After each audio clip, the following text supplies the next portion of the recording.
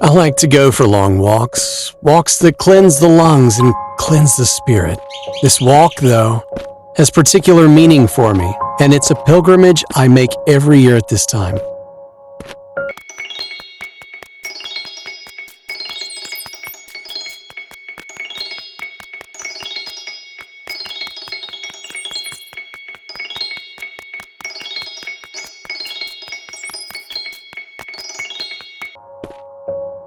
I can remember every detail of my wife's appearance, even though she's been gone for nearly 10 years. I remember how her cheekbones would rise when she smiled. Remember her long, raven black hair flowing down her back like a shiny waterfall. I also remember how she looked without hair.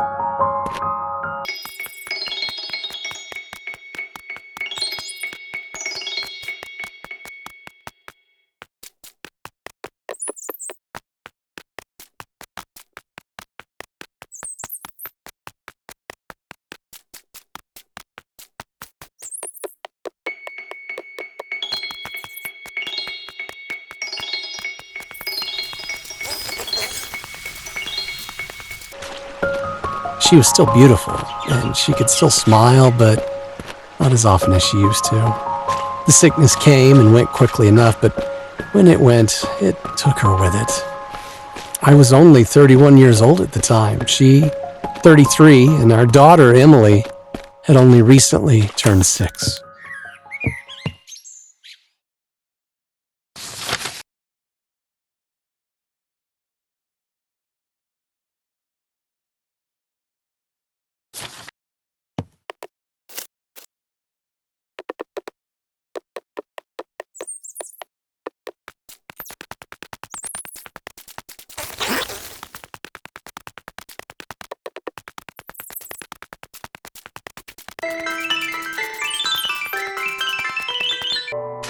It's hard enough for a parent to raise a young child on their own, doubly so when that child is of the opposite gender, yet that's precisely the predicament I found myself in when Cassandra died.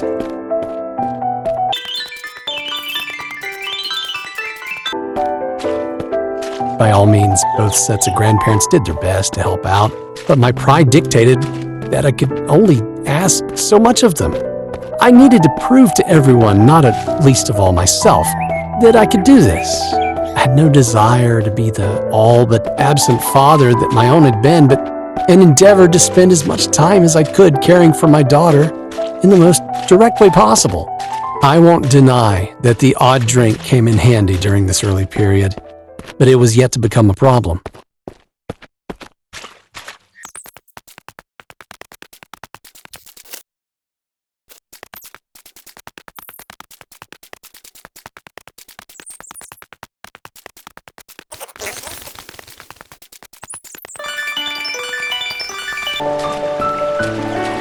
Much greater challenges in the early days were the ones that people would think almost trivial.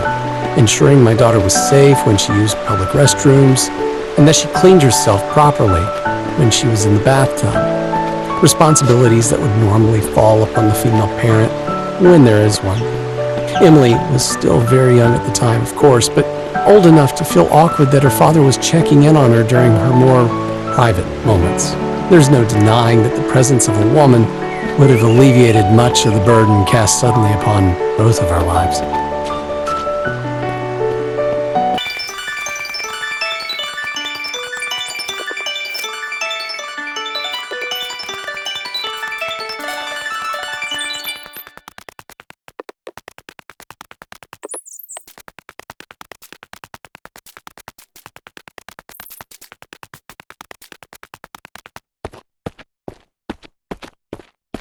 It's not like I didn't try to meet other women after Cassandra's passing. I even went on the odd date, but, well, between my teaching job and my responsibilities as a single parent, it was hard to not only find the time, but to find someone to babysit for the evening without calling upon the goodwill of the grandparents yet again.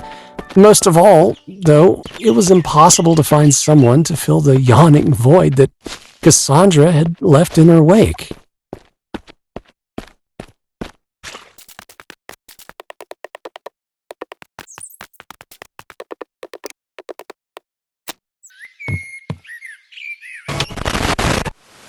I never asked you to be alone, my sweet. You'd have had my blessing if you had found someone else. All I would have asked was that she be a good mother to Emily.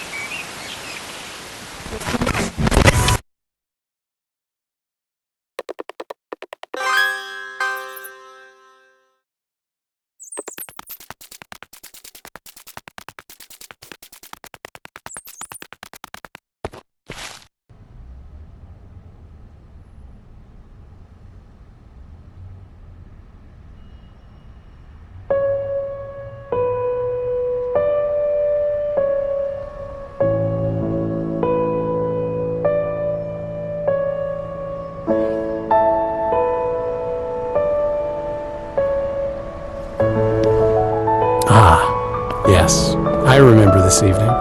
My wife left a note for me with a friend of ours who worked at a place called Danny's Cafe. Oh, she always did like her little games.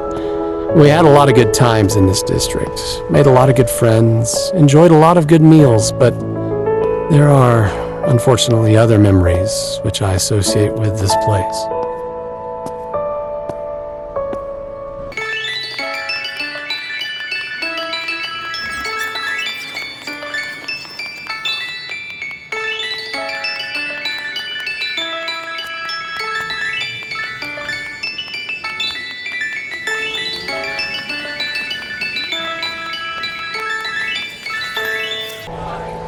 The note says, "Dearest, come meet me at O'Doyle's at 6:30. Oh, but one small favor along the way. Emily says she left Axel in the playground. You know how upset she gets without her bunny rabbit. Oh dear. Still, I guess I'm not one to judge. I've been known to get a bit negligent from time to time myself."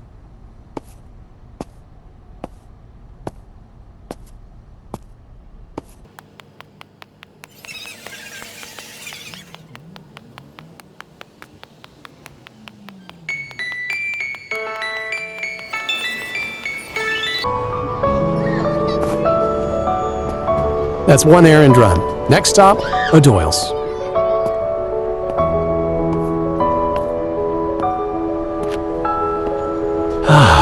The aromas of this district, the delectable scent of recently roasted coffee beans, freshly cut cake, and all manner of chocolatey delights.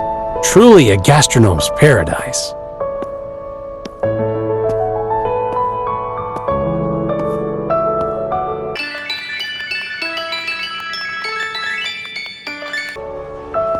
The last time Cassandra asked me to meet her here at night, it was to tell me she was pregnant. I wonder what the big news will be this time.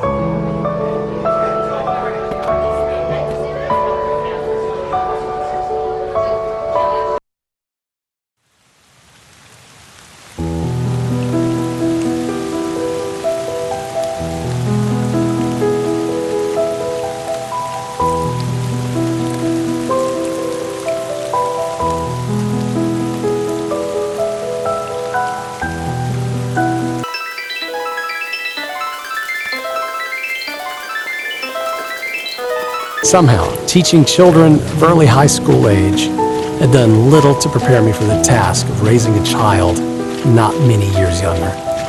She still had an innocence at her age, while the scamps that I taught, I'm being a bit harsh of course, but well, the students that I taught were in the process of growing up very quickly, a little too quickly, some of them.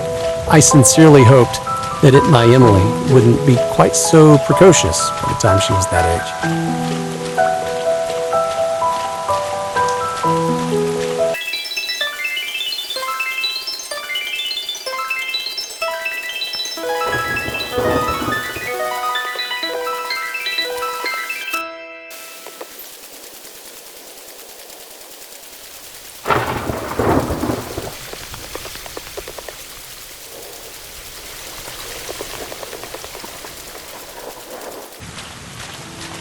I enjoyed taking my daughter on short trips, well away from the city.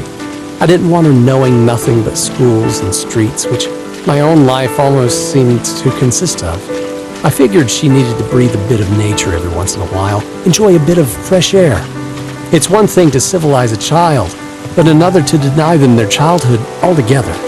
We both seem to like the beach, especially.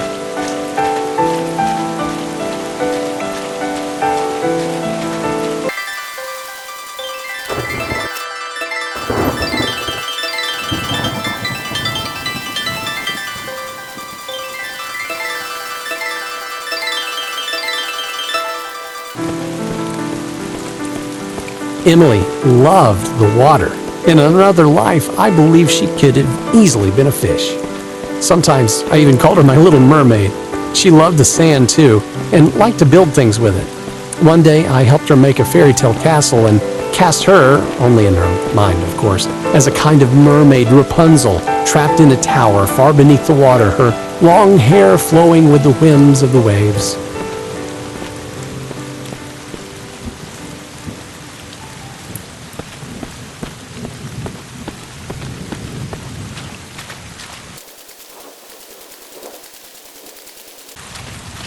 "Would you be my prince and come save me, Daddy?" she asked. "No, sweetie, that'll be another man. We just don't know who yet. But one day your prince will come." I further hoped to myself, and only to myself, that the man in question wouldn't merely break her heart. I wished nothing more for her than to find the happily ever after that eludes so many others.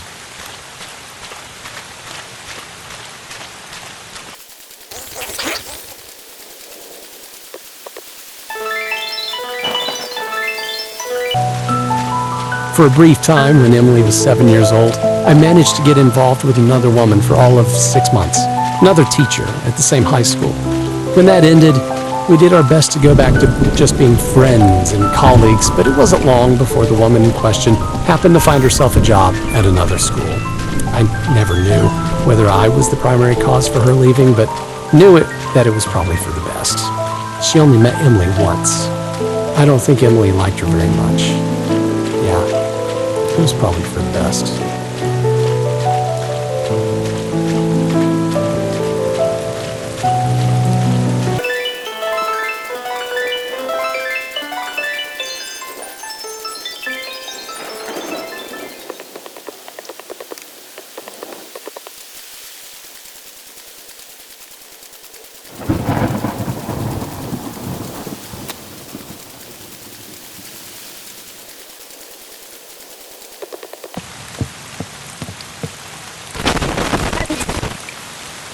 I know you always acted with Emily's best interests at heart, and mine when I was alive. You were a good husband, and a good father.